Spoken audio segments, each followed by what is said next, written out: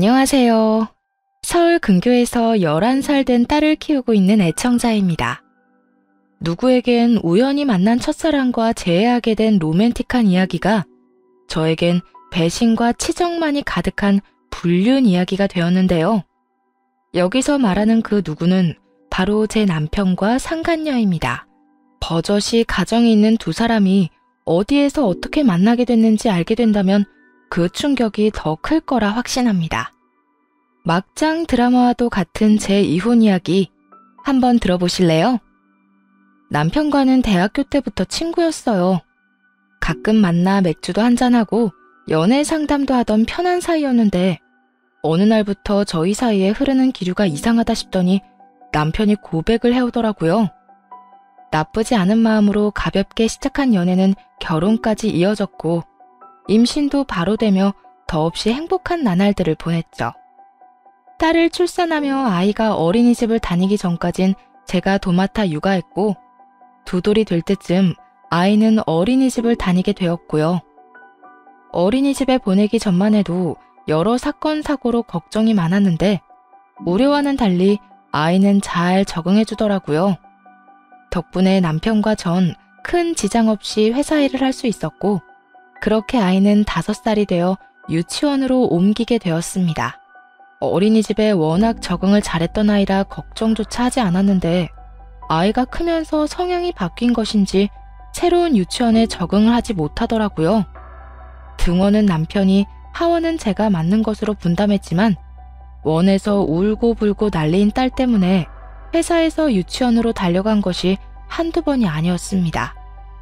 상황이 그렇다 보니 회사 동료들에게도 못할 짓이더라고요. 매번 저 때문에 일에 지장이 생기니 특단의 조치가 필요하겠다고 생각했죠. 무엇보다 아이가 힘들어하니 선택과 집중을 해야만 했네요. 여보, 나 아무래도 회사 그만둬야 할 것 같아. 어? 회사를 그만둔다니 갑자기 왜? 왜긴 왜겠어. 우리 딸 때문이지. 일하다가도 유치원에서 연락이 오면 가야 하니까 동료들한테 너무 미안한 상황이야. 무엇보다 우리 딸도 너무 힘들어하고 내가 일 그만두고 늦게 유치원 데려다주고 일찍 데리고 오는 게 애한테도 좋을 것 같아. 우선 휴직계를 다시 쓰긴 하겠지만 사실상 퇴직으로 보는 게 맞을 거야. 다른 이유도 아닌 저희의 사랑으로 태어난 딸아이의 문제로 회사를 그만둔다는 것인데 남편은 전혀 예상치 못한 반응을 보이더군요. 그런 이유로 이때까지 잘 다닌 회사를 그만둔단 말이야? 난 반대야. 애야 좀 더 지나면 적응하겠지. 그러면서 다 크는 거야. 유난 떨지 말고 그냥 하던 대로 회사 다녀. 저라고 젊은 시절 다 바쳐 다녀온 회사를 그만둔다는 게 쉬운 일은 아니었어요. 하지만 아이가 힘들어하니 저 역시 많은 고민 후에 내린 결정인데 그 결정을 유난이라고 하며 막무가내로 반대하고 나서니 기분이 상하더라고요. 유난이라니 같은 말을 해도 그런 식으로밖에 못해? 그리고 다 그런 식으로 크는 게 아니라 애가 많이 힘들어한다니까? 당신도 아침마다 힘들다고 했잖아. 당신도 힘든데 애는 오죽 힘들겠어? 선생님 전화 와서 가보면 애가 기진맥진해 있어. 계속 울기만 해서 말이야. 그러면 차라리 유치원으로 옮기면 되잖아. 거기에서도 힘들어하면 유치원 또 옮기고 또 옮기고 적응할 때까지 옮기란 말이야? 아니, 당신한테 그만두라는 것도 아니고 도대체 이렇게까지 반대하는 이유가 뭔데? 뭐긴 뭐야, 당연히 돈 때문이지. 당신이 지금 회사 그만두면 나 혼자 다 책임져야 하는데 그건 내가 너무 부담스럽단 말이야. 기가 막히더군요. 남편이 말하는 것은 혼자 벌어 우리를 먹여 살리고 싶진 않다는 것이었는데 한 가정의 가장이라는 사람이 이런 상황에서 어떻게 저딴 말을 할까 싶었어요. 물론 맞벌이하다 혼자 벌기 시작하면 예전보단 힘들고 부담스러운 상황이란 걸 모르는 건 아니었어요. 하지만 남편이 혼자 번다고 해서 생활이 급격하게 어려워지는 그런 상황 또한 아니었습니다. 돈 관리를 따로 했기에 정확한 월급은 알 수 없지만 남편이 다니는 회사는 대기업 바로 아래 단계의 회사로 대략적인 연봉과 상여금 정도는 알고 있었으니 남편의 반응이 더욱 이해가 되지 않았죠. 다른 문제도 아니고 우리 딸 때문이라는데 당신은 돈 생각부터 하고 싶어? 우리가 그렇게 힘든 형편도 아니고 조금씩 더 아끼면서 살면 되잖아. 그렇게 살기 싫으니까 그렇지. 하여튼 난 절대 싫으니까 생활비 계속 낼 자신 있으면 휴직을 하든 퇴직을 하든 알아서 해. 그래, 내가 알아서 할 테니까 당신도 내가 집에 있는다고 집안일 나한테 미룰 생각하지도 마. 생활비까지 다 내는데 집안일까지 나 혼자 할 생각은 전혀 없으니까 당신이 맡은 일은 당신이 알아서 하란 말이야. 당신이나 생활비 없다고 한 달만 봐달라. 앞으로는 생활비는 못 낸다. 이딴 말이나 하지 마. 다 당신이 내린 결정이니까. 돈 앞에선 가족도 없다고들 하지만 남편이 그럴 줄은 정말로 몰랐던 터라 더욱 당황스럽고 화도 나더라고요. 그나마 다행인 건 모아둔 돈이 조금 있기도 했고 정산받을 퇴직금도 꽤 된다는 점이었죠. 그 돈이라면 남편에게 싫은 소리를 하지 않고 딸이 유치원에 적응할 때까진 쓸 돈이 충분했으니까요. 남편과 이야기도 끝났고 아이에게 어떻게 안정을 찾아줄까 고민해도 모자랄 시간에 시모가 찾아왔어요. 아들이 아닌 딸을 낳았단 이유로 꼴도 보기 싫으니 시댁엔 저와 딸은 오지도 말고 남편만 보내라던 사람이 찾아온 이유는 하나뿐이었죠. 너 회사를 그만둔다니 그게 사실이야? 네, 사실이에요. 무슨 문제 있나요? 무슨 문제? 몰라서 물어? 남들 다 낳는 아들도 못 낳은 주제에 이젠 일도 다 그만두고 쓸데도 없는 딸 뒷바라지나 한다는 것 자체가 문제란 거 몰라? 일은 그만둬도 생활비는 여전히 내던 대로 내라는 말은 남편이 안 전했나 보네요. 말을 전하려거든 똑바로 다 전하든가 해야지 이게 뭐예요? 아침부터 어머님 혈압만 높아지고 언제나 남편이 짧긴 좀 짧네요. 말도 생각도 말이에요. 너 지금 내 앞에서 내 아들 생각 짧다고 흉 보는 거니? 흉까진 아니고 그냥 사실을 말씀드리는 것뿐이에요. 굳이 안 해도 되는 말을 전해서는 아침부터 이사다를 만들잖아요. 생각이 짧으니까 그렇지 않겠어요? 그리고 말을 전하려거든 다 전해야지. 중요한 건 쏙 빼놓고 말이에요. 너 지금 뭘 믿고 그렇게 큰 소리 치는 줄은 모르겠는데 앞으로 생활비 안 내서 내 아들 힘들게 한다는 이야기 들리기만 해. 내가 진짜 너 가만히 안 둘 거야. 하여튼 둘 다 내 아들 힘들게만 하는 걸림돌이 다름없다니까. 그렇지 않아도 남편 때문에 화가 어느 정도 나 있는 상태인데 시모까지 찾아와 걸림돌 취급을 하니 열이 확 받더군요. 걸림돌 짓이나 해보고 걸림돌 취급받으면 억울하진 않겠네요. 뭐야? 너 내 말을 비꼬는 거니? 그렇잖아요. 생활비도 그대로 낸다고 했으니 남편한테 손해볼 게 하나 없는 상황인데 왜 걸림돌이니 가만 안 둔다니 그런 말을 하세요? 그냥 제가 싫으면 싫다고 말하세요. 괜한 트집 잡아서 사람 피곤하게 하지 말고. 그래, 난 너 싫어. 아들 하나 못 낳는 주제에 기 하나 안 죽고 이렇게 큰 소리나 떵떵 치는데 네가 좋을 리가 있겠니? 그간은 제가 싫은 내색을 비추긴 했어도 이렇게 직접적으로 싫다는 말은 한 적이 없었던 터라 직접적으로 제 뜻을 전하기 힘들었는데 잘된 일이다 싶더군요. 여태껏 목구멍까지 차올랐지만 차마 할 수 없었던 말을 할 적기였습니다. 저도 마찬가지예요. 요즘 세상에 아들, 딸이 어디 있다고 볼 때마다 구박하시고 서로 싫어하는 건 마찬가지니까 다신 이런 일로 찾아오지 마세요. 너 지금 날 내쫓기라도 하겠다는 말처럼 들린다. 잘 알아들으셨네요. 저 지금 어머님 내쫓을 거고 앞으로 어머님이 누누이 말하던 대로 시댁은 가지도 않을 거예요. 어머님 뜻대로 보지 않고 살아가려고요. 그렇게 고함을 지르며 시모를 내쫓아버렸네요. 받은 그대로 다 되돌려준 것이었죠. 쫓겨난 시모는 30분가량을 밖에서 악을 쓰다 돌아갔고 그날 저녁 시모만큼이나 악에 바친 남편이 집으로 들어오더군요. 당신 진짜 미쳤어? 오늘 우리 엄마한테 한 짓 나 절대로 그냥 못 넘어가니까 당장 우리 엄마한테 가서 사과해. 삿대질까지 하며 흥분한 남편에게 언성 한번 높이지 않고 차분한 목소리로 대답해줬어요. 그런 제 모습에 남편은 더욱 화가 난 듯 하더라고요. 사과? 사과는 내가 아니라 당신 엄마가 나한테 해야 하는 상황이지. 회사도 내가 그만두고 생활비도 다 준다고 하는데 뭐가 문제가 된다고 찾아와서 아침부터 그 난리를 피워? 난리? 지금 난리라고 했냐? 그래. 당신 엄마 그 정도면 극성도 보통 극성이 아니라고. 무슨 일만 있으면 쪼르르 달려와서 사람 못 살게 구는 거 앞으로는 자제하라고 전해. 또 찾아와서 그딴 식으로 사람 짐 취급하면 나도 가만히 안 있어. 당신이 가만히 안 있으면 어떻게 할 건데? 어떻게 하긴. 아무리 아니라고 해도 안 믿는데 굳이 돈 쓰고 설명할 필요가 뭐가 있겠어. 그냥 당신 엄마 말대로 생활비는 한 푼 내놓지 않고 집에서 놀고 먹으면서 기생충 노릇 제대로 해주지 뭐.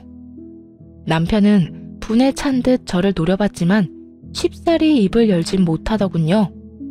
입을 잘못 열었다간 손해를 볼 사람은 제가 아니라 본인이란 사실을 남편은 알았던 것이겠죠. 여러 사건으로 인해 남편에 대한 정은 떨어질 대로 떨어지고 애만 보며 산다는 말이 절로 나오는 날들이 이어졌네요. 다행히 딸은 제가 케어를 해주니 나아진 모습을 보이고 있었어요. 케어라고 해서 특별한 걸 해준 것은 아니었어요. 등원길엔 유치원 버스를 타기 한참 전에 나가 함께 단지 안을 걸으며 충분히 이야기를 나누고 난 후 버스를 태워보내고 하원길엔 유치원으로 데리러 가 집으로 오는 길에 데이트를 즐기곤 했습니다. 언제든 딸이 원하면 엄마가 금방 데리러 올 거라는 말도 해주었고요. 그러한 노력으로 바뀌어가는 아이를 보는데 역시나 회사를 그만둔 게 잘한 결정이다 싶더군요. 그렇게 딸은 유치원 생활에도 점차 적응해 나갔고 저 역시 그런 생활에 적응이 되어가고 있었습니다. 주부가 되고 나니 자연스럽게 같은 곳에서 아이를 유치원 차에 태워보내는 엄마들과 친해지더라고요. 이야기도 많이 나누게 되고 평소 궁금했던 점도 묻고 답하게 됐죠. 그전까진 왕래가 전혀 없었던 터라 그런 상황이 신기하기도 하고 재미있기도 했어요. 그런데 5명의 엄마 중 한 아이의 엄마가 단연 눈에 들어오더라고요. 그 이유는 다른 것이 아니라 저에게 지나치게 거리를 두기 때문이었습니다. 이야기 한번 제대로 나눠본 적이 없는데 그런 식으로 구니 그저 낯을 많이 가리는 사람인가 보다 생각했어요. 그리고 어느 날 저녁 남편과 이런저런 이야기를 하다 그 여자 이야기가 나오게 됐죠. 요즘 집에서 쉬니까 좋은가 보다. 얼굴이 좋네. 회사 다닐 땐 일도 일이지만 이리저리 눈치 보느라 워낙 힘들었으니까 요즘은 숨통이 좀 트이지. 유치원 보내고 남편 엄마들이랑 이런저런 이야기하는 시간도 재미있고. 엄마들? 당신 다른 엄마들이랑 이야기도 하고 지내? 그런 성격 아니잖아. 나도 그런 성격 아닌 줄 알았는데 막 수다 떨고 그런 거 좋아하는 성격이더라. 나도 몰랐어. 아참, 그중에 한 엄마가 있거든? 당신도 차량 태워보냈으니까 본 적 있을걸? 왜? 머리 길고 키는 나만한 여자 말이야. 그 여자가 왜? 다른 엄마들이랑은 다 이야기도 하고 친하게 지내는데 그 여자만 나한테 거리 두더라. 내가 뭘 잘못한 것도 아닌데 당신한테도 그랬어? 당신한테도 그런데 나한테도 그랬겠지. 내가 노는 사람도 아니고 거기에서 수다나 떨고 있었겠어? 애 달래서 보내느라 정신도 없었는데 누가 누구인지 말을 섞었는지 안 섞었는지 내가 어떻게 다 기억해? 하여튼 쓸데없는 것까지 물어서 사람 귀찮게 한다니까. 급발진하는 남편이 이상하긴 했지만 그쯤엔 별것 아닌 걸로 짜증을 내는 것이 습관처럼 이어지던 터라 대수롭지 않게 여겼습니다. 그런 상황 속에 이혼을 생각하지 않았던 건 아니었어요. 하지만 딸을 생각하면 차마 그런 결정을 쉽사리 내릴 수는 없었죠. 아이에게 큰 상처를 주고도 이혼을 결정할 만큼 남편이 큰 잘못을 한 것도 아니란 생각이 앞서기도 했고요. 그렇게 5개월가량이 지나고 어떤 엄마와 꽤 친해진 상태였어요. 나이도 동갑에 똑같은 나이의 아이를 키운다는 건 가까워지기에 부족함이 없는 상황이었으니까요. 그날도 아이들을 함께 유치원 차량에 태워보낸 후 집으로 걸어오는데 다른 날과는 달리 유난히 말이 없더라고요. 무슨 일이 있는가 싶어 저 역시 말을 아끼고 있는데 심각한 얼굴로 차 한 잔을 건네왔어요. 두말하지 않고 알겠다고 했고 무슨 일이기에 표정이 저리 좋지 않은가 안색을 살피고 있는데 그 엄마가 무거운 입을 떼더라고요. 그리고 전혀 상상하지도 못한 이야기를 듣게 되는 순간이었죠. 저기, 성은아, 이런 말 해야 하나 말아야 하나 고민 많이 했는데 아무래도 해야만 하는 이야기 같아서 하는 말이니까 오해하지 말고 들어줬으면 좋겠어. 무슨 말이길래 이렇게 뜸을 들이는 거야? 말해봐. 난 괜찮아. 그게 네 남편 말이야. 주아 엄마랑 만나는 사이 같아. 너랑은 말 한마디 안 섞는 그 주아 엄마 말이야. 뭐? 만나는 사이라니. 그러니까 바람을 피운다는 말이지? 아무래도 그런 것 같아. 네가 회사 그만두기 전까진 네 남편이 유치원 차량 태워보냈었잖아. 그때 처음 나왔을 때부터 주아 엄마랑 반갑게 인사하더라고. 아, 그래? 나한테는 모르는 사람이라고 하던데. 잘못 본 건 아니지? 아니야. 그 자리에 나 말고 다른 엄마들도 있었고 다들 두 사람이 다정하게 인사하는 것도 다 봤어. 언뜻 듣기에 둘이 고등학교 동창이라고 하는 것 같더라고. 아, 그래. 그랬구나. 난 몰랐네. 그런데 둘이 단순한 동창을 바라보는 눈빛이 아니었어. 그 뒤에 하는 행동도 그렇고 말이야. 행동이라니? 뭘 봤길래 바람이라고 확신하게 된 거야? 이왕 이렇게 된 거 숨기지 말고 다 이야기해줘. 그게 사실은 네 남편이 주아 엄마 사는 동으로 들어가는 것도 여러 번 봤고 같은 차 타고 가는 것도 봤었어. 이런 이야기 함부로 하는 것도 아니고 괜히 내가 오해하는 걸 수도 있으니 그냥 아무 말 안 하려고 했는데 아무리 생각해도 그냥 모른 척하는 건 아닌 것 같아서 말이야. 아니면 다행이지만 혹시 모르니까 잘 살펴봐. 이야기를 듣는 내내 남편이 예민하게 굴었던 것이 떠오르며 그냥 넘길 순 없는 문제라고 확신하게 되었습니다. 말로만 듣던 뒷조사를 하게 되었고 그 결과는 가관이더군요. 우선 그 엄마의 말처럼 남편은 외도를 저지르고 있던 것이 맞았어요. 두 사람은 고등학교 때 만난 첫사랑으로 우연히 차량을 태워 보내는 곳에서 운명적인 재회를 한 것이더군요. 남편은 주로 점심시간이나 외근을 간다며 회사를 빠져나와 상간녀의 집에서 시간을 보내곤 했더라고요. 첩보 영화를 찍는 것도 아니고 아파트 근처까지 차를 몰고 와 한적한 곳에 차를 세우고 택시를 타고 지하 주차장까지 들어와 상간녀의 집을 들락날락하고 있었더라고요. 거기에다 충격적인 사실은 더 남아 있었죠. 그리고 두 사람 산부인과도 다니고 있더라고요. 아무래도 상간녀가 임신을 한 듯한데 꾸준히 다니는 걸 보니까 낳을 생각인 것 같았어요. 뱃속에 애가 자신 애라고 남편분은 확신하는 듯 했고요. 병원까지 따라 들어가는 건 위험 부담이 있어서 들어가진 못했고 산부인과 건물 엘리베이터에서 두 사람이 나눈 대화를 녹음한 건 있으니 따로 보내드리겠습니다. 전화를 끊자마자 파일이 왔지만 듣고 싶지 않더라고요. 그걸 듣고 나면 스스로가 너무나 비참해질 것만 같았습니다. 하지만 저는 모든 상황을 정확히 알고 있어야만 하는 당사자였고 용기를 내 두 사람의 대화를 들어보기로 했죠. 기준씨, 뱃속의 아기 아들이었으면 좋겠다. 어머님 손자 기다리신다며? 나는 딸이든 아들이든 상관없는데 우리 집이랑 자기 생각하면 아들인 게 여러모로 좋지. 사실 나 이혼하고 자기랑 재혼한다고 하면 우리 집에서 난리 날 게 뻔한데 뱃속의 아기가 아들이라고 하면 두 팔 벌려 환영해 주실 테니까. 그 말 들으니까 더욱 아들이었으면 좋겠네. 그런데 정말 괜찮겠어? 자기 딸 말이야.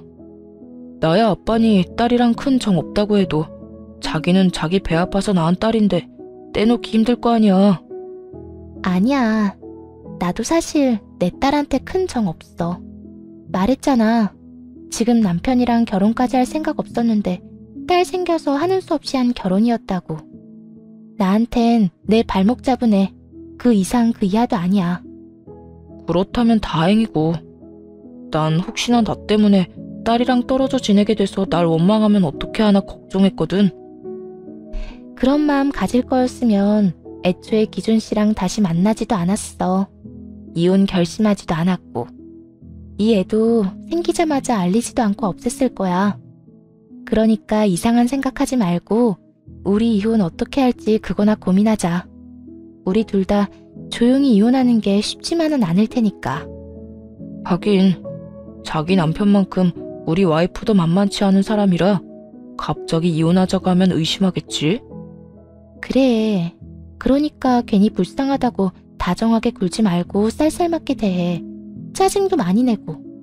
도저히 같이 살래야 같이 살 수가 없어서 스스로 나가 떨어지게 말이야. 난 충분히 그렇게 하고 있으니까 자기나 그 예쁜 얼굴로 웃어주고 그러지 마라. 태교해야 하니까 남편 얼굴 많이 보지 말고 내 사진 많이 보고 말이야.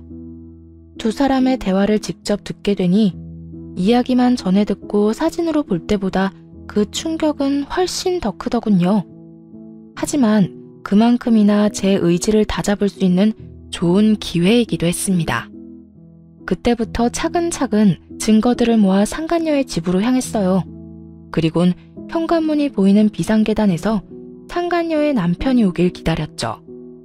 뒷조사를 통해 상간녀의 남편이 언제 퇴근하는지 정도는 미리 알아뒀던 터라 상간녀의 남편을 쉽게 만날 수 있었어요. 안녕하세요. 네, 안녕하세요. 그런데 누구실까요? 아, 제 소개가 늦었네요. 전 그쪽 와이프가 불륜을 저지르고 있는 남자의 아내 되는 사람이에요. 네? 그게 무슨 말인가요? 그러니까 그쪽 아내랑 내 남편이 불륜을 저지르고 있다는 말이에요. 당황스러우실 거라는 거 잘 알아요. 저도 그랬으니까요. 일단 제 말을 믿지 못하실 거니 이거부터 쭉 보시고 궁금한 거 있으시면 거기 적힌 연락처로 연락 주세요. 모아뒀던 증거물을 상간녀의 남편에게 전해줬고 상간녀의 남편은 연락이 없었습니다. 그 대신 통쾌한 소식이 들려왔죠. 그건 바로 상간녀의 집이 풍비박산이 났다는 이야기였어요. 심지어 그 소식을 남편이 전해주는데 온몸이 짜릿해 저려올 만큼 통쾌하더군요. 오죽했으면 개거품 물며 생난리를 피우는 남편의 모습에서 빛이 다 났으니까요. 당신, 아무리 나랑 제이가 잘못을 했다고 해도 그런 식으로 일 처리를 했어야 했어? 그냥 조용히 나하고 합의 봤으면 서로 좋았을 거 아니야. 서로 좋은 게 아니라 너랑 그 여자만 좋았을 테지. 내가 미쳤어? 나한테 하나 좋은 게 없는데 조용히 마무리 지어주게. 그래. 이제 후련해졌어? 그저 스쳐가는 바람이었을 뿐인데 이렇게까지 일을 키워놓으니 속이 시원해졌냔 말이야. 뒤통수 제대로 치고 재혼할 꿈에 젖어 있었던 인간이 그저 스쳐가는 바람이라고 하더군요. 끝까지 미안한 감정 하나 없이 저를 기만하고 속이려 드는 남편놈의 행동에 자비라는 단어가 제 머릿속에서 사라졌습니다. 네가 스쳐가는 바람이라고 하면 나는 바람이 지나갈 때까지 가만히 기다리기라도 해야 하니? 죄 지은 놈이 어디서 큰 소리를 쳐? 양심도 없이 말이야. 그냥 이 말 저 말 길게 할 필요 없이 이혼해. 그 말에 남편은 머리를 한번 쓸어 넘기더니 질린다는 얼굴로 이렇게 말하더군요. 그래, 이혼하자 해. 나도 당신 같은 여자 질린다. 어떻게 된 여자가 고분고분한 맛은 하나도 없고 날이 가면 갈수록 드세지기만 하냐? 상대적인 거 아니겠어? 당신이 이따위인데 내가 고분고분하게 굴 이유가 없잖아. 이것 봐, 끝까지 이딴 식이지? 내가 바람 피운 것도 당신이 이런 식이었기 때문이야. 알기나 해? 넌 내가 아니었어도 바람 피워서 이혼할 인간이었어. 당신이 그 여자 처음 만났을 무렵에 우리 사이가 꽤 좋았던 거 기억 안 나? 애도 많이 크고 둘이 보내는 시간 많아서 신혼 때로 돌아간 것 같다고 말했던 것도 내가 아니라 당신이었다고. 내가 언제? 하여튼 내가 바람 피운 건 다 당신 탓이니까 무조건 나만 나쁜 놈으로 몰아갈 생각 하지도 마. 이제 와서 남의 눈이 신경 쓰이긴 해? 그럴 거면 조심이라도 좀 하지 그랬어. 당신 그 여자 집 들락날락거리는 거 본 사람이 한두 명이 아닌 것도 모르지. 어차피 소문 날 대로 났고 얼른 이혼이나 하고 이 동네에서 그 여자 데리고 사라져. 과장이 조금 섞이긴 했지만 틀린 말은 아니었죠. 상간녀의 집이 시끄러워지며 한 명, 두 명 입에서 입으로 두 사람의 사이가 퍼지고 있었으니까요. 남편은 꼴 같지도 않은 자기 변호를 포기했는지 막 나가기 시작하더군요. 나도 제이가 임신했다고 해서 고민이 많았는데 당신이 이렇게 나오니까 고민할 것도 없이 이혼하면 되겠네. 그래, 두 사람이 다정하게 산부인과 다니고 있는 거 알고 있었어. 이왕 이렇게 된 거 이제부터라도 당당하게 다녀. 손에 손잡고 말이야. 남편은 제 약이라도 올려볼까 던진 말일 테지만 약이 오르기는커녕 도리어 남편이 약이 오르는 상황이 됐죠. 상황이 그렇게 되니 남편은 불리한 말싸움은 그만하고 싶은지 체념한 듯 이혼하자고 하더군요. 그건 내가 알아서 할 테니까 신경 끄고 원하는 만큼 위자료 줄 테니까 더 시끄럽게 굴지 말고 이혼해. 그래, 그 애는 부디 끝까지 잘 키우길 바랄게.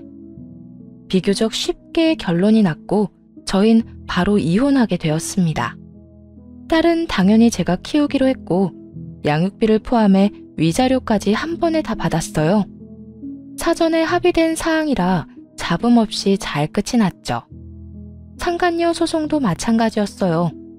두말하지 않고 인정했고 위자료도 한 번에 주더군요. 그 후 상간녀 쪽에 이혼이 진행됐고 상간녀의 남편은 상간남 소송으론 분이 풀리지 않았는지 전 남편의 회사까지 찾아가 한바탕 난동을 피워줬다고 하더군요. 우연히 아이의 차량 태우는 곳에서 만난 상간녀의 전 남편이 수줍게 저에게 이야기를 전해주었죠.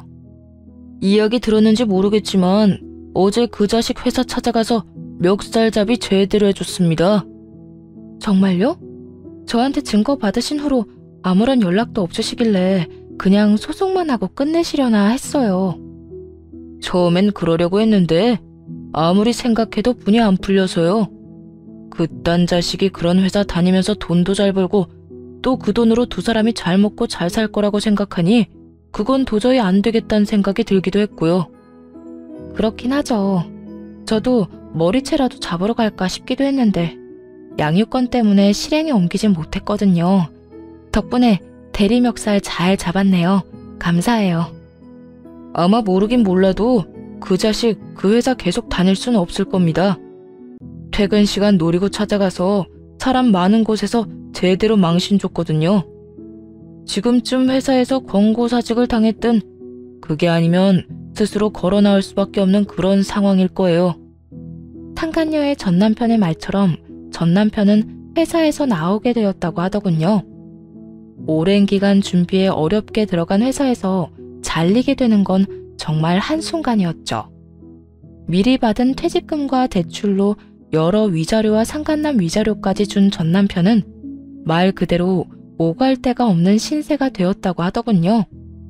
그것도 혼자도 아닌 임신한 상간녀와 함께 말이에요. 결국 두 사람은 전 시댁으로 가게 되었고 처음엔 반대가 어마어마했다고 전해 들었어요. 다들 앞서 들으셨다시피 전 시모의 성격이 장난 아니니 당연한 결과이기도 했죠.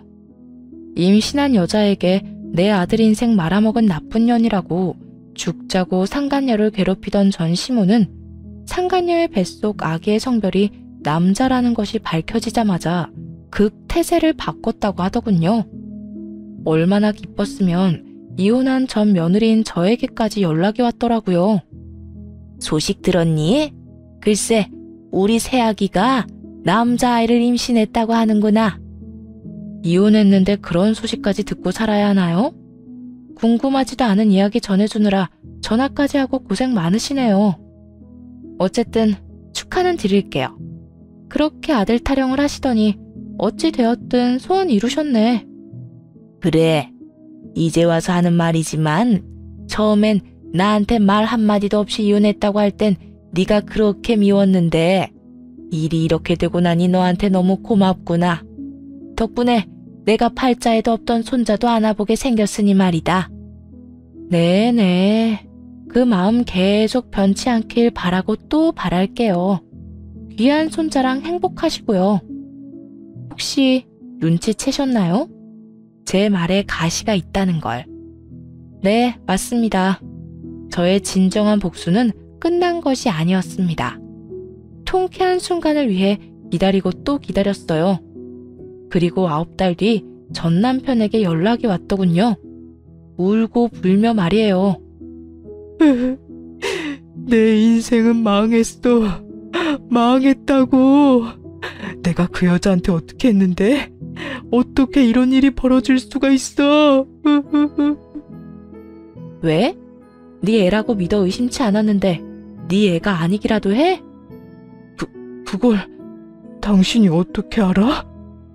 어떻게 알기는요. 뒷조사를 했으니 예상할 수 있었던 사실이었습니다. 사실 상간녀 뒷조사를 했을 때 상간녀에겐 남자가 전 남편 말고도 또 있었어요. 젊은 남자였는데 그저 즐기기 위해 만나는 남자였죠. 혹시나 하는 상황이 올 수도 있으니 그 부분만 쏙 빼놓고 모든 사실을 밝혔고 제가 기대했던 혹시나 하는 상황이 온 것이었죠. 어떻게 알긴 뒷조사했잖아. 그때 다른 남자도 있더라고. 뭐? 그런데 왜 말을 안 해준 거야? 충분히 말해줄 수 있었잖아. 충분히 말해줄 수도 있지만 충분히 말해주기 싫은 상황이기도 했지. 나한테 득될 것이 하나 없는 말이었으니까. 혹시나 내가 그런 말해서 당신이 이혼 못한다고 하면서 질질 끌면 그것만큼 피곤한 일이 없다고 생각했거든. 그래도 같이 한 세월이 있는데 진짜 너무한 거 아니야? 같이 산 세월이 있는데 먼저 배신한 사람 입에서 나올 이야기는 아닌 것 같은데. 그나저나 어떻게 한 거야? 아직 어려서 생긴 걸로 구분이 힘들 텐데. 혈액형이 O형이었다고. 난 AB형인데 아들이 O형이니까 이상하잖아. 만에 하나 혹시나 하는 상황이 있을 수도 있으니까 유전자 검사해봤는데 아니나 다를까 아니더라고. 자존심이 그렇게 강하던 전 남편은 배신감이 크긴 컸는지 부끄러운지도 모르고 큰 소리로 울더군요. 물론 듣기 싫은 소리였지만 일단 참고 수화기를 들고 있었습니다. 한참을 알아들을 수 없는 하소연을 하며 울던 남편은 갑자기 울음을 그치더니 헛소리를 하기 시작하더군요.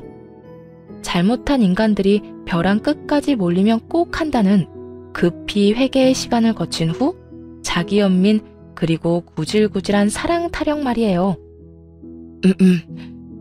일이 이렇게 되고 나니까 내가 당신한테 무슨 짓을 저질렀는지 알겠더라.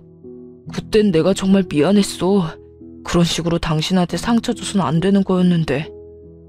창피한 줄도 모르고 울더니 이번엔 사과를 한다고? 무섭게 왜 이래? 충격받더니 정신이라도 이상해진 거야? 이상해진 게 아니라 이제서야 정신을 차린 거지. 처음에 모든 사실을 알게 됐을 때 나 정말 힘들었어. 믿기지도 않았고 차라리 꿈이었으면 싶어서 밥도 안 먹고 잠만 잤어.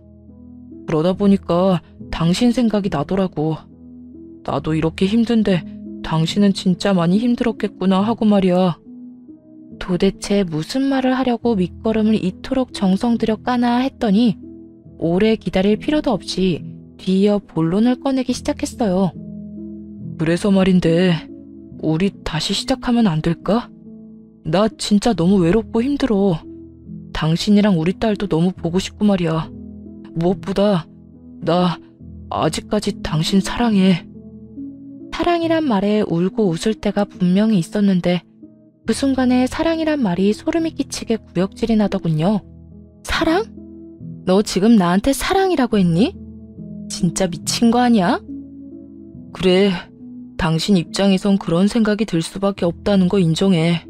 그런데 난 진짜 진심으로 하는 말이야. 첫사랑이랑 눈 맞아서 가정 버리고 갈 땐 언제고 진심? 진짜 웃기지도 않는 놈이네. 정신 차려. 네가 잘못해서 한 이혼이야. 그래, 내 잘못이었지. 내가 한순간에 미쳐서 그런 일은 저질렀지만 당신이 그때 한 말처럼 우리 신혼으로 돌아간 것처럼 사이 좋았잖아. 다시 그때로 돌아가자. 내가 잘할게. 질색팔색하며 부인할 땐 언제고 이제와 사이 좋을 때를 들먹이는 전남편의 행동은 뻔뻔하기 짝이 없었습니다. 웬만한 핀잔으론 이런 전남편을 물리칠 수 없을 것만 같았고 전 아픈 곳만 콕콕 찌르며 더욱 단호하게 대응하기로 했죠. 나한테 이러지 말고 이때껏 네 아들인지 알고 지극정성을 다해 기다렸던 그 아들이나 잘 키워. 누구 아들인지가 뭐가 중요해? 네 아들이라 생각하고 키우면 네 아들로 크지 않겠어? 내가 미쳤다고 그딴 허튼 짓을 하겠어? 그리고 이미 그 여자랑 그 여자 새끼까지 우리 집에서 내쫓은 지 오래라고. 즉, 우리 사이엔 더는 장애물 같은 건 없다는 말이기도 해. 그러니까 다시 잘해보자. 내가 잘한다니까. 네가 내 발밑에서 찍소리 안 하고 산다고 해도 난 너랑 다시 살 생각 없어. 그러니까 허튼 소리로 내 귀 더럽히지 말고 다신 연락도 하지 마. 그러지 말고 다시 잘 생각해봐. 애 혼자 키우는 게 쉬운 일인지 알아? 당신도 지금쯤 힘든 시기가 왔을 테고 못 이기는 척 받아주면 얼마나 좋아. 그건 네 생각이고 너랑 같이 살 때보다 지금이 훨씬 덜 힘들고 훨씬 더 행복하니까 네 걱정이나 하고 살아. 소름 끼치게 내 걱정하는 척 좀 하지 말고 다시 연락해서 헛소리 하기만 해. 그땐 진짜 미친 개한테 물리는 게 뭔지 경험하게 해줄 테니까. 그렇게 대답도 듣지 않고 전화를 끊었고 더는 전 남편에게 연락이 오지 않았습니다. 대신 전 시모에게서 연락이 왔죠. 저에게 했던 무수한 말들을 다 잊은 것인지 어울리지도 않게 손녀 타령을 하며 말이에요. 며칠 전에 우리 아들하고 연락했단 이야기는 들었다. 아직도 화가 많이 나 있다고 하던데 여전히 용서가 안 되니? 용서할 만한 짓을 했어야 용서라는 걸 생각이라도 해볼 텐데요. 뻔히 다 아는 사람이 왜 그런 말을 하세요? 언제는 이혼해줘서 고맙다는 말까지 해놓고선? 그때 그럴 만한 사정이 있었다는 거 너도 잘 알잖니? 네, 구차한 변명 잘 들었고요. 서로 통화할 사이도 아닌데 앞으로는 연락하지 마세요. 이 말 하려고 전화 받은 거예요. 예, 오늘 전화한 이유는 따로 있다. 다름이 아니라 내 손녀 잘 있니? 내 손녀라고 했나요? 언제부터 제 딸이 손녀였다고 그러세요? 매번 나한테 네 딸은 꼴도 보기 싫다고 했던 사람이. 전곡을 찔린 전 시모는 많이 당황한 듯 말까지 더듬었지만 최선을 다해 태연한 척 하더군요. 믿기지도 않는 헛소리까지 줄줄 읊어대면서요. 내가 언제 그랬다고 그러니? 난 그저 그렇게 굴면 네가 둘째를 빨리 가질까 싶어서 마음은 그렇지 않지만 일부러 모질게 굴었던 거다. 너도 알다시피 손이 귀한 집이니 아들이 꼭 필요했어. 그래서 그랬던 거지. 절대 내 손녀를 미워했던 건 아니었으니 괜한 오해하지 말거라. 그렇다고 하니 그런 걸로 알고는 있을게요. 그런데 혹여나 제 딸 볼 생각은 하지도 마세요. 저는 보여줄 생각 전혀 없으니까요. 하늘이 내린 천륜을 네가 무슨 권리로 끊어놓으려는 게야? 엄연히 내 핏줄이고 내 손녀다. 이 할미가 보고 싶으면 볼 수 있는 내 가족이란 말이야. 핏줄은 무슨? 이미 여러 번 내쳐지면서 그 천륜 끊긴 지 오래됐고요. 제가 이혼하면서 아예 남남 돼버린 지도 오래됐어요. 바로 어제 이혼한 것도 아니고 이제 와서 손녀 타령이라니. 본인이 생각해도 너무 뻔뻔하다고 생각 안 하나요? 윽박도 질러보고 때도 써봤지만 그 어느 것도 저에겐 통하지 않았죠. 포기를 모르는 전 시모는 무언가 결심한 듯 긴 한숨을 쉬더니 예상치도 못한 말을 하기 시작하더군요. 어휴, 내가 미안했어. 그래, 네 말대로 나 네 딸 내 손녀라 생각한 적 없었다. 아들이 아닌 딸이라서 싫었고 그 딸 키우느라 아들 낳을 생각도 하지 않는 네가 미웠다.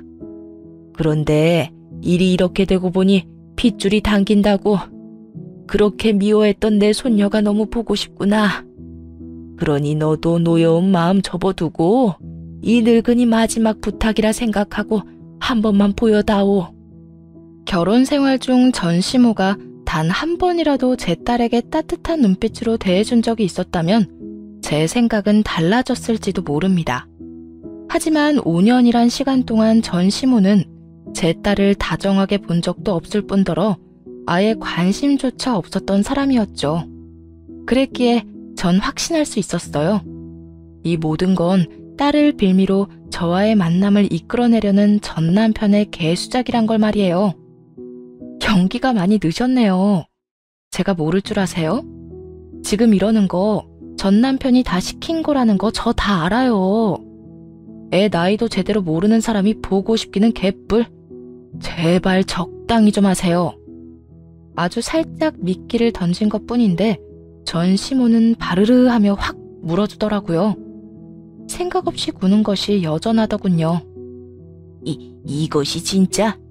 그래, 네 말대로 내 아들이 다 시켜서 했다.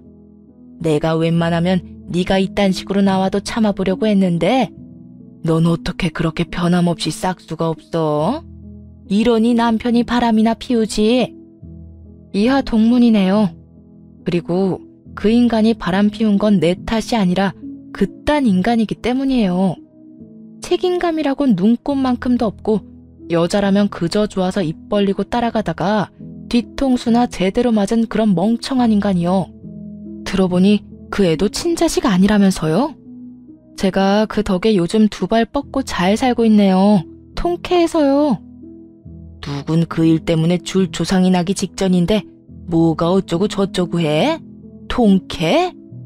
네, 통쾌해요. 다른 사람은 몰라도 나는 통쾌할 자격이 있다고 생각하는데 내 말이 틀렸나요? 다른 여자 임신했다고 이혼까지 했는데 알고 보니 그 애가 전 남편의 아이가 아니었다. 이보다 더 통쾌할 순 없죠. 약이 바싹 오른 전시모는 입에 담지도 못할 욕설을 하며 화풀이하듯 감정을 쏟아내기 시작했고 제가 왜 그런 걸 들어줘야 하겠어요? 즉 마지막 한 방을 먹이고 전화를 끊을 타이밍이었죠. 야, 너 진짜 말 그따위로 할 거야? 불난 집에 부채질하는 것도 아니고. 불난 집에 부채질하는 거 맞으니까 이런 말 듣기 싫으면 다신 연락하지 마세요. 성격 같아선 10원짜리 욕이라도 하고 싶은데 그나마 저희 부모님하고 연배가 비슷해서 참는 거니까. 그러면 이만 끊겠습니다. 할 말은 다 했고 더는 어떤 식으로도 엮이고 싶지 않아 전화번호를 차단하고 모르는 번호는 아예 연락도 받지 않았습니다. 그 후 들려오는 소식엔 상간녀는 전 남편이 말한 대로 갓난아기를 안고 쫓겨나고 아기의 친아빠는 연락도 닿지 않아 발만 동동 구르는 상황이라고 하더군요. 몸뚱이 함부로 놀리고 다니더니 뿌린 대로 거뒀다 싶었네요. 전 남편의 상황도 썩 좋진 않았어요.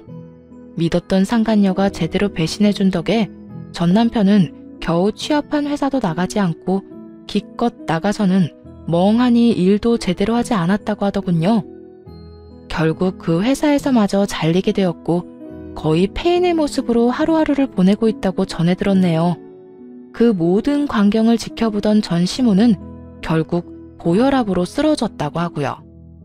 이러한 소식을 전해 듣는데 불쌍하기는커녕 남의 가슴에 못 박고 잘 사는 사람이 없다는 말이 딱 맞다는 생각을 했네요. 그 후 저는 나름대로 잘 살고 있어요. 딸은 어느새 초등학교를 입학해 지금은 11살이 되었습니다. 워낙 아빠와의 교류가 없던 아이라 아빠를 찾진 않더라고요. 그 점이 다행스럽다가도 안쓰럽기도 해 먼저 말을 꺼낸 적이 있어요. 딸, 혹시 아빠 보고 싶으면 엄마한테 말해? 만나게 해줄 테니까. 아빠 만난 적 있어. 학교 앞에 찾아왔었어. 언제? 엄마는 들은 말이 없는데 언제 왔었는데? 오래전에. 하여튼 한 번 찾아왔었어. 내가 다신 오지도 말고 엄마한테도 연락하지 말라고 했었고. 너무 놀라 순간적으로 뇌가 멈춘 듯 하더라고요. 이 인간이 감히 딸을 찾아갈 거란 생각은 하지도 못했으니까요. 더 놀랐던 건 딸의 반응이었어요. 아빠 이야기를 하는 내내 무덤덤한 반응도 그랬지만 그런 말을 했을 거라곤 정말이지 상상도 못한 일이었습니다. 그랬어? 엄마는 정말 몰랐네? 그래서 우리 딸은 괜찮아? 혹시 상처받거나 그런 건 아니지? 상처는 무슨. 다는 아니지만 어느 정도 기억은 나. 아빠 바람나서 이혼했잖아. 나 데려다 주면서 아빠랑 이야기 나누던 그 아줌마랑. 그런 것까지 다 알고 있었구나. 여러모로 엄마가 몰랐던 게 많네. 미안해. 엄마가 좀 더 신경 썼어야 했는데. 엄마가 이렇게 미안해할까봐 아무 말 안 한 거야. 죄 지은 사람은 따로 있는데 엄마가 왜 미안해해? 그러지 마. 난 엄마가 나 다른 곳으로 안 보내고 사랑만 주면서 키워준 것만 해도 고마우니까. 언제까지나 제 품 안에 있는 자식일 거라 생각했는데 어느새 많이 커 저런 말과 생각을 하는 딸을 보니 울컥하더군요. 그날 저는 주책맞게 딸 앞에서 엉엉 울었고 딸은 그런 저를 한참이나 달래주었네요. 그날 이후 저와 딸은 친구 사이처럼 더욱 돈독하게 지내게 되었어요. 그리고 저에겐 또 다른 친구도 있죠. 기억들 하시죠? 저에게 전 남편의 외도 사실을 알려준 그 친구 말이에요. 여전히 그 엄마와는 친구 사이로 잘 지내고 있습니다. 딸들도 서로 친해 주말이면 함께 여행을 다니기도 하고 평일에도 자주 만나 시간을 보내고 있어요. 아, 그리고 이혼을 하며 수제청을 만들어 파는 사업을 시작했었는데요. 요즘엔 자리를 잡아먹고 살 만큼의 수익은 나오는 중이에요.